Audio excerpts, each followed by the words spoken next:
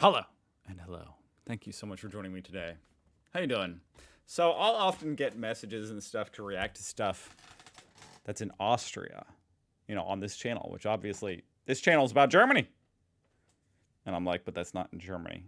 So honestly, it gets me thinking. I mean, I know Austrians speak German. They share a border. What are the similarities and differences between Germany and Austria? That's what I want to know. And I think I found a video that's going to touch on all that. I'm hoping, at least. Obviously, I haven't watched it yet. That can be a difficult thing when you're trying to react to this type of stuff. But it's by Petra Bodekova. I like that name. That's a cool name. Check her out, link down below. Germany versus Austria, culture shock experiences. Okay. Sounds fascinating to me. Let's do it. Recently, I was asked what are the major cultural differences that I've noticed in the different countries that I lived in compared to Slovakia, where I come from. Oh, okay, compared to Slovakia. Okay. And it made me think about my different culture shock experiences. To be honest, I'm kind of hoping the Slovakia stuff, I'm here for the Germany and Austria stuff. So I currently live in Vienna, Austria, and before I've been living in Germany for 3 years, specifically in Passau, which is Lower Bavaria. It can't get really any lower than that, since it's on the border with Austria. So you wouldn't really think there is much of a difference there. But well, there is. So here are two things that... It's kind of like Indiana and Kentucky, you know what I mean? There's a big difference once you cross that border into Kentucky. Anyway. I struggle with in both countries, and two things that were a little bit different.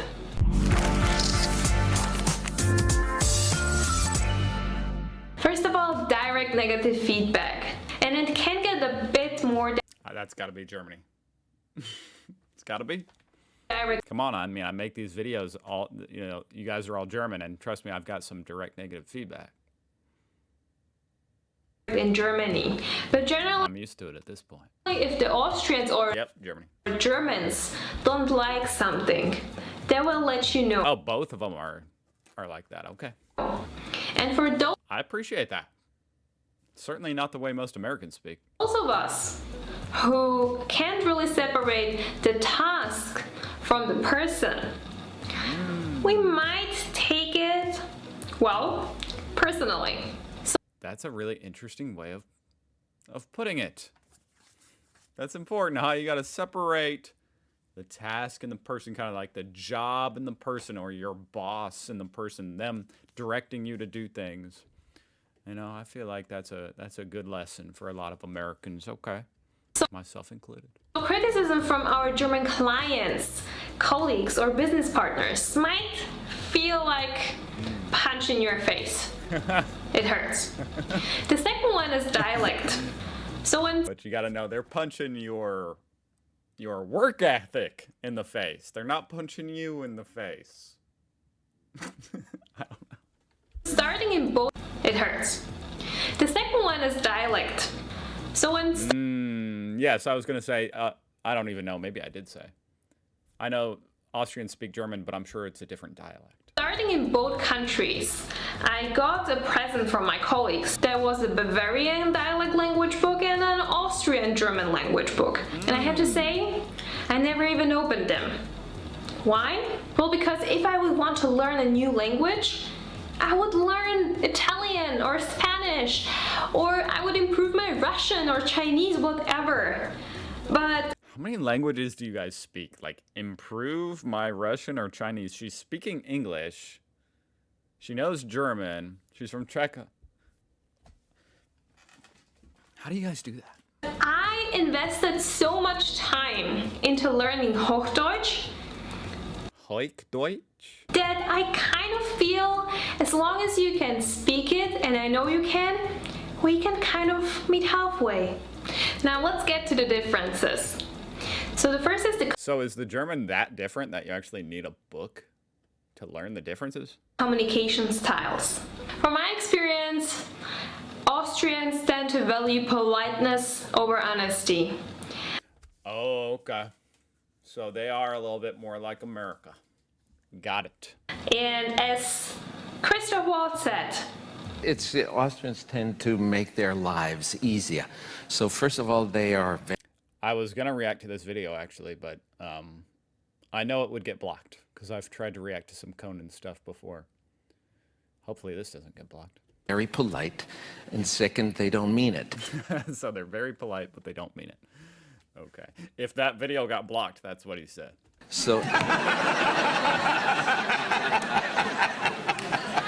since that is Same with Americans. pretty much what I grew up with, Actually, you know, I don't know. Same with some Americans. A lot of Americans are polite and they do mean it. You know what I mean? And sometimes it can be just because they're kind of like goofily, you know. But it can be a good thing. It can be a bad thing. in Slovakia, it kind of speaks to my heart or to my cultural preferences.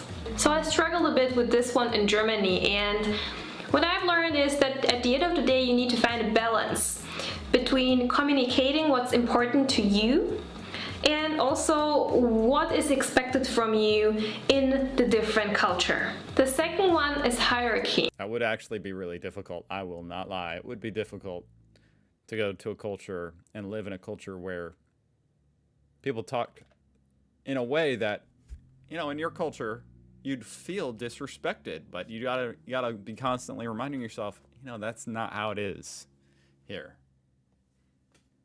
But that would be hard, you know? I mean, you'd get your feelings hurt. So again, in my experience, Austrians tend to be more hierarchical than the Germans. So which again, coming back to my values, I struggled with this one already in Slovakia. So I wonder what that, like in the workplace? things like titles, being very formal, or even the relationship between the client and supplier being rather unequal in the beginning. Of course, it gets better over time when the client gains more trust. Was again something that I had to get used to in Austria. Of course, also the fact that I've been living in a very small city in Germany and that I'm currently living in the capital city of Austria. That makes a whole lot of difference. Living in a small city makes the living abroad experience even more authentic. So That's a good tip. again, coming back to culture. That's interesting. You know, I do think about that sometimes when I do get the pleasure of traveling, which I will eventually, hopefully before I'm dead, get to travel to Europe. I think maybe I should visit small places, small towns. It's more of an authentic feel, huh? Abroad experience even more authentic. So again, coming back to culture shock, it can make the culture shock even more intense.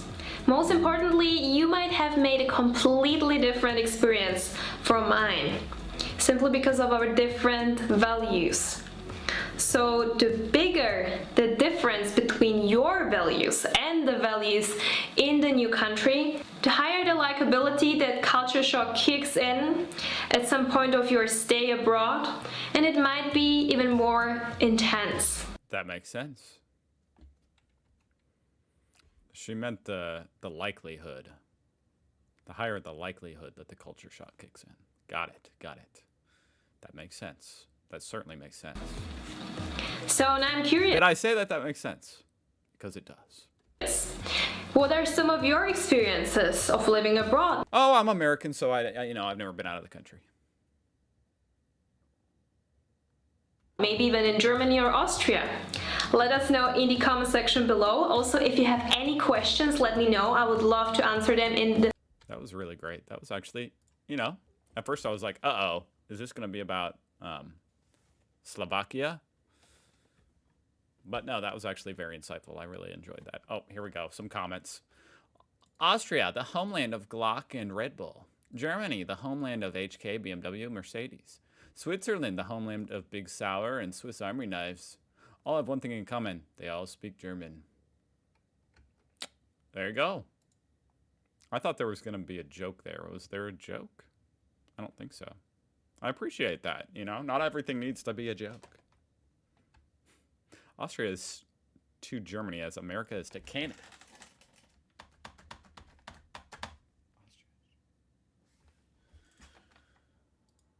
You know, I feel like these should be switched because she said that the people in Austria are generally more like nice. They might not mean it, but they're more kind. And Canadians have the reputation of being like really nice.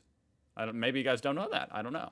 But Canadians have a reputation of being very, very nice. So yeah, I feel like maybe these should be switched. I don't know. They will let you know. You gotta love Germany and you gotta love Austria too. You got to. Thank you for watching. That was really interesting. Go check out Petra Botekova. And I'll see you guys tomorrow.